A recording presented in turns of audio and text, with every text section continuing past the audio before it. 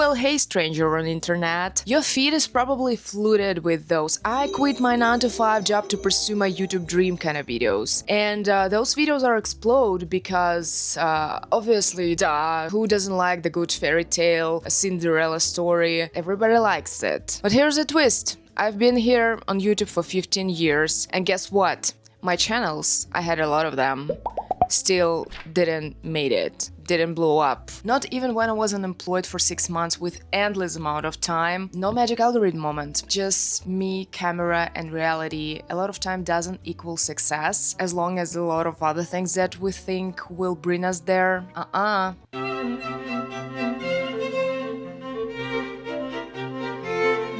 We all love this burn the ships kind of a moment, like Rachel Green cutting up her dead credit cards and trying to step into the unknown.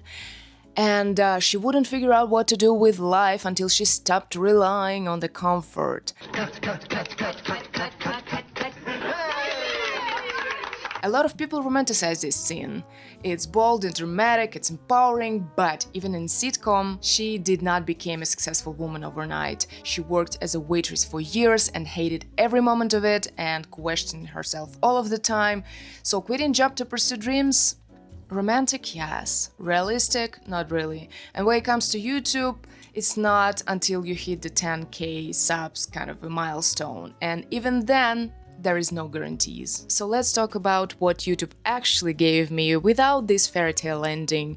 And this is how 15 years actually looks like when you're not the before clip in someone's inspo montage. Of course, I'm grateful. I definitely gained a few valuable things on side quests here, like for example, friendships, the people that I would never met otherwise, time capsule machine kind of a thing, you know, watching 20 years old something, me doing some random shit, thinking she's cool.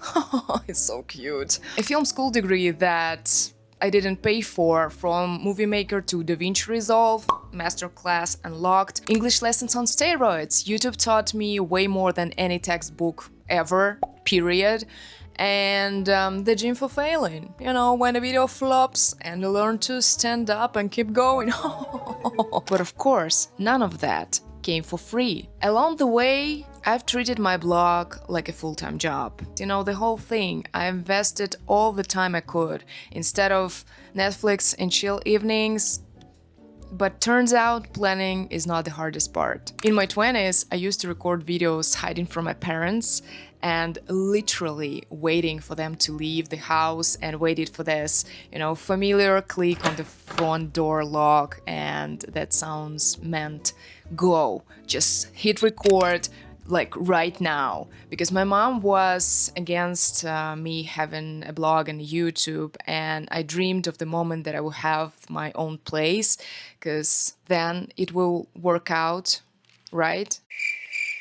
Also in 2008-9-ish, when I started my YouTube journey, I had the pixelated phone that kind of filmed like Matchbox if Matchbox would have a lens. And I thought, well, when I will have a good quality camera, it will be good enough, right? Then I graduated the university and got a job and started earning money and bought a camera after a camera, and a softboxes and a tripods, and again, instead of decent winter coats or good skincare or health insurance, because priorities, duh. And yet, YouTube remain unimpressed. If you're nodding right now, congrats! Like I am, you're invested enough to be called all in, even without quitting your day job that actually pays your bills and support your survival. So let's be real, following your dreams is a good idea in theory, but there is no magical shortcut. And for years I poured in money, blood, sweat, tears, and 3 a.m. editing. For what? For YouTube algorithm to ditch me? For all that effort to collect dust? Yeah, okay, thank you. And somehow, sometimes, it felt like I'm doing something real. Side note, and also confession time, I still feel weird in front of the camera. At my rare work shoots, very tense. At this casual home filming for my blog, still performing. Even now, more often than not, I catch myself slipping into the version of me that I think that people would expect to see. The real struggle of creating is not about the things that you can actually measure, like tech, looks, schedule, tags, how much time your hook is gonna take, or which hours is the best posting hours, what the best hours to post kind of stuff. Too many times I'm watching the same B-roll on a loop way more times than I would want to admit, like 20, 30 per usual, and not to fix it. Just to decide whether it's too awkward to share. Nice, huh? And every time I'm making a video, it's a small battle inside. Will I let someone see this version of me? Is this too much? And how much is too much? And some things just don't get easier. There was also a phase, maybe you've had it too, when I thought, well, I cracked the code. I watched some gurus, I took some notes, I read the thumbnails like a tarot cards, and I was like, yeah, now I understand the content, now I understand the people, now I know how the things work here. Yeah, turn out, studying rules doesn't mean you live the reality. It's like reading 5 books on dating and still ghosting people out of fear. I wasn't making better videos. I was just very good at pretending that I know the answers. What I didn't realize back then is that doing YouTube is so much deeper. It's like a craft with 1,000 moving parts, and there is no formula for success. Nothing that you can copy and paste and it will work out. Over the years, I've made maybe more than 1,000 long-term videos, and I still make mistakes. And I've been lazy, and things slip, and I upload something and cringe about it later. And honestly, it stinks, because at my 9-to-5 job, it's literally what I do. And I get paid, and I get praised, and people truly appreciate my work, and yet here on YouTube, I'm still fumble. I supposed to know this stuff? I supposed to do everything right?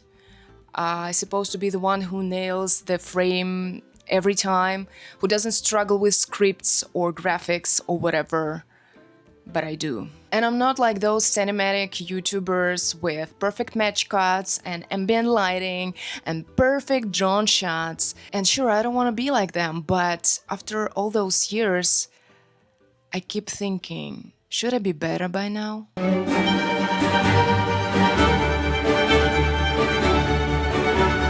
But here's the harsh truth. Sometimes you really need the balls and acceptance to just walk away. Not because you failed, but because you confused your dream with something that you thought was easy and socially acceptable, and something in between. Wanting freedom, normal. Wanting adoration, human. But if you dread from scripting and writing and recording, and you hating it, all of that, and it's not some kind of side hustle, it's a mismatch. And I've been there. Chasing views over joy is like dating someone for their money, and you're wondering why you're miserable? And with those conclusions in the past, I've quit.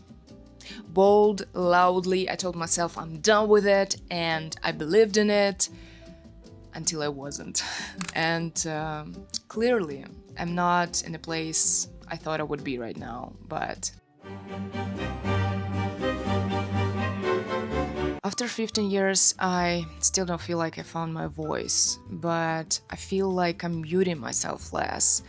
And maybe that's why doing all of that is still so hard. I still find myself sliding into this default version of me that wants to adjust for other people's pleasure, my tone, my voice, the way I phrase things. And then I wonder why I still don't feel seen for who I really am. Weird, right? And the answer is so banal that I almost want to roll my eyes, because yes, like many of you, I've been raised in environment when you have to earn the love. It's not given, and I've spent years trying to chase the approval, and vulnerability still feels like luxury, the one that goes with a guilt tax. Being seen, to me personally, feels like being scanned through and through. And that's why filming myself, for the most part, is a very scary act of exposure. But here I am. Yet here I am. Bold and clueless. Still recording. Still self-doubting. I don't make videos because I know what I'm doing. I make them because something lights up when I do.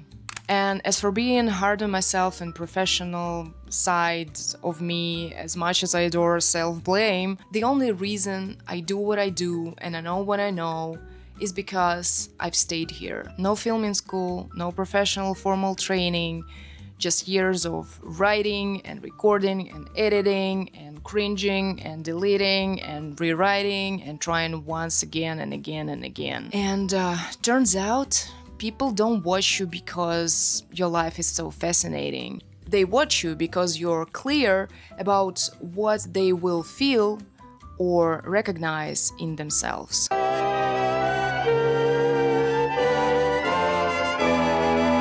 And sometimes video flops not because it's bad, but because no one clicked. Even good things are noticed when they aren't framed right. And it hit me hard, but it is what it is. And maybe because of this all I'm not good enough thing that we just talked about on my example, you never learned how to sell yourself properly, so you just don't know how to do that. And not because you have nothing to offer, because maybe somewhere deep inside you don't think that you have a right to ask for attention. Not everything is about the algorithm, but some things is not about you either.